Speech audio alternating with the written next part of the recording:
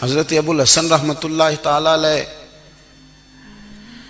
حضرت معاذ ابن جبل رضی اللہ تعالیٰ عنہ کے پاس بیٹھا کرتے تھے۔ فرماتے ہیں ان سے جو پیار بڑھا تو پھر میرا مصلی سے بھی بڑھ گیا۔ تابعی ہیں، فرماتے ہیں صحابی رسول سے محبت ہوئی تو ذکر سے بھی ہو گئی، پھر درود شریف سے بھی ہو گئی، محبت ان سے بڑھی تو پھر اللہ نے مسجد کا پیار بھی بڑھا دیا۔ آپ فرماتے ہیں کہ میری ہر وقت طبیعت چاہتی تھی کہ بس اللہ اللہ کروں، بس اللہ اللہ کروں، بس نہ میں ذرا تھوڑی جان چھڑاؤں لوگوں سے، کوئی 10 منٹ ملے تو میں کوئی 4 نفل پڑھ لوں، میں تھوڑا سا نہ بچوں لوگوں سے، اور مجھے تسبیح ملے تو میں نہ کچھ 400-500 دفعہ استغفار پڑھوں، سبحان اللہ الحمدللہ اللہ اکبر لا حول ولا قوت الا باللہ، میں نہ تسبیحات پڑھوں۔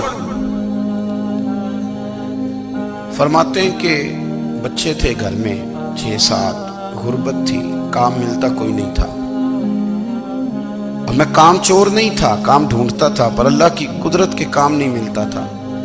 فرماتے ہیں کہ میں نے ایک دن اپنی اہلیہ سے کہا کہ آج میں پھر جاتا ہوں کام ڈھونڈنے، تو میری بیوی بڑی فرما بردار تھی، پر اس دن نہ غربت کے ہاتھوں تنگ آ کے کہنے لگی آج نانا کوئی تو چیز لے کے آیا، تو مجھ سے بچوں کی بھوک نہیں دیکھی جاتی، یہ سب روگاں دا روگ محمد جس دا نام غریبی، کنڈ بلا کے لنگ جاندے نہیں دوست یار قریبی، آج نہ کچھ لے کے آیا تو میں بچے لے کے میکے چلی جاؤں گی۔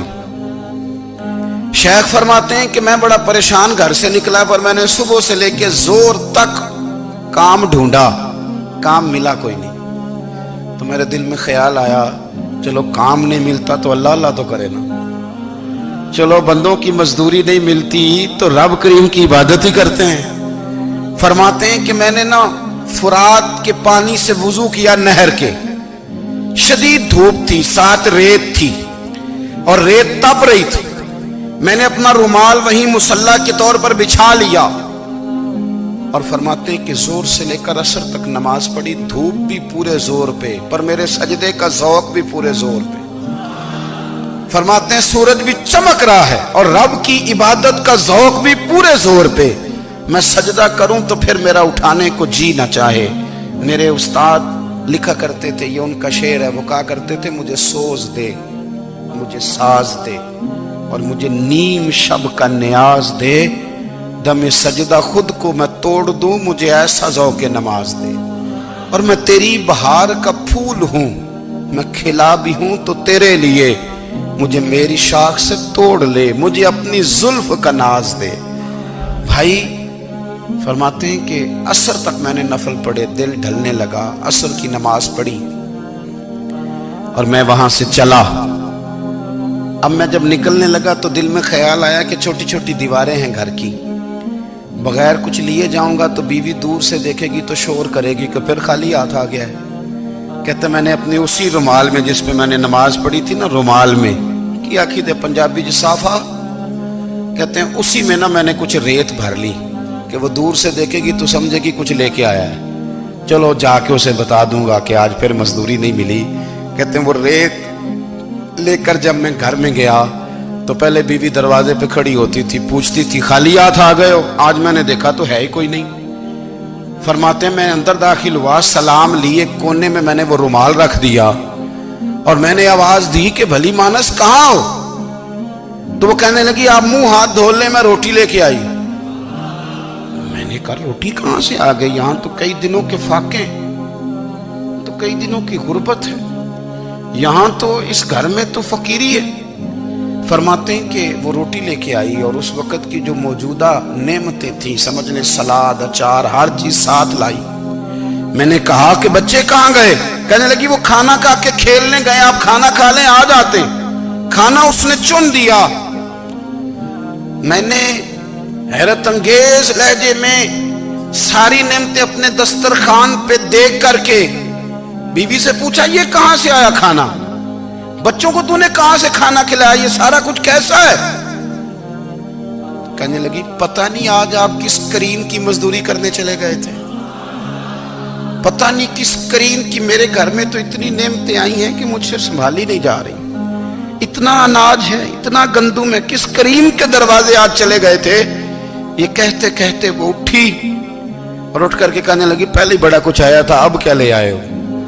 اور جا کر کے نا اس نے وہ ریت والا رومال کھولا کہنے لگے میں تو لے کے آیا تھا ریت، تو میرے رب نے اسے بھی سونے اور ہیرے بنا دیا تھا۔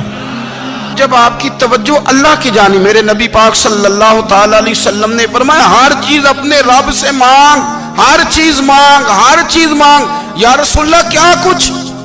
میرے محبوب نے فرمایا تیرے گھر میں نمک بھی ختم ہو جائے تو وہ بھی اپنے رب سے مانگا کر، تو مانگنا وہ تجھے دے گا، تو اس کی بارگاہ میں کشکول طلب دراز تو کرنا۔ اور ترمذی شریف میں عجیب لفظ ہے، رسول کائنات نے فرمایا، رب کریم فرماتا ہے جب میرا بندہ ہاتھ اٹھاتا ہے نا تو مجھے حیا آتی ہے کہ میں خالی کیسے لوٹا دوں اس کے۔ اتنے بڑے بادشاہ کی بارگاہ میں، او بھائی لوگوں سے عزتیں تلاش کرتے ہو تو وہ کیا تمہیں عزت دیں گے؟ وہ تو کل اچھا کہتے ہیں پرسوں برا کہنے لگ جاتے ہیں۔ لوگوں کے سامنے گڈ بک میں آنا چاہو گے تو وہ تو سویرے تمہارے بارے میں کچھ کہیں گے، شام کچھ اور کہیں گے۔ اپنی روحانی زندگی آباد کریں، اپنے مسلح کو وقت دیں، اور دنیا سے چھپ کر اس موبائل کو بند کر کے اور اپنے آپ سے بھی چھپ کے اور تنہا ہو کے چھپا کے سارا کچھ اپنے آنسو اپنے رب کی بارگاہ میں پیش کریں، اس کے حضور حاضری دیں۔ سنو نا ترمذی کی حدیث، اور اسے یاد رکھنا، نبی پاک علیہ السلام نے فرمایا اپنے دکھ لوگوں کے سامنے نہ بیان کرنا، سیٹھوں نوابوں کو نہ بتاتے پھرنا، دنیا داروں کے سامنے جا کے نہ رونا کہ میں تکلیف میں ہوں۔ فرمایا اگر دنیا داروں کو دکھ بتاؤ گے رب تمہیں کبھی غنی نہیں کرے گا۔ اور لوگ ہیں کہ الٹا مذاق اڑائیں گے آپ کی، جس سے بڑی پکی یاری ہے نا، پکی، وہ تب تک پکی ہے جب تک آپ نے 50,000 مانگا نہیں، اور جس وقت آپ نے کہہ دیا کہ میں مجبور ہوں میری مدد کر تو پھر ختم ہو گئی دوستی۔ لوگوں کی تعلقات آپ کے ساتھ تب تک ہیں جب تک آپ ان سے کوئی ضرورت وابستہ نہیں کرتے۔ کریم محبوب فرمانے لگے بندوں کے سامنے دکھ نہ بیان کرنا، اللہ تجھے کبھی غنی نہیں کرے گا۔ تو اپنے دکھ اپنے رب کو بتا، تو دعائیں مانگ، تو اس کی بارگاہ میں حاضر ہو، تو اس کے حضور عرض کر۔ فرمایا اپنے دکھ اپنے رب کو بتا، وہ جلدی کرے یا دیر سے کرے تجھے ساری دنیا سے بے نیاز کر دے گا، تجھے کسی کا محتاج نہیں رہنے دے گا۔